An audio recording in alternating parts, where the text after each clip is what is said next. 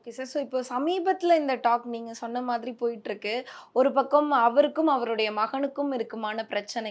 இந்த விஷயங்கள்லாம் இந்த ஐயா படத்தில எதிர்பார்க்கலாமா? ஏன்னா, இவ்ளோ காலம் கடந்து இவரு இந்த பிரச்சனையெல்லாம் சந்திக்கிறாரு அப்படிங்கிற மாரி அதெல்லாம் பேசுவாங்களா? இல்ல அந்த காலத்து கதைய மட்டும் பேசிட்டு அந்த படம் போயிடுமா? இல்ல நான் கேள்விப்பட்ட வரை பார்த்தீங்கன்னா, இது சமகாலத்துக்குலாம் இந்த படம் வரவே வராது. இவர் ஓகே. வந்து கட்சி தொடங்குவதற்கு முன்பு வரையிலான ராமதாஸுடைய வாழ்க்கையை மையப்படுத்தியது தான் அந்த படம். அதனால ஒருவேளை செகண்ட் பார்ட் ஒருவேளை நம்மளுடைய கணிப்புகளை ஆசைன்னு கூட சொல்லலாம்.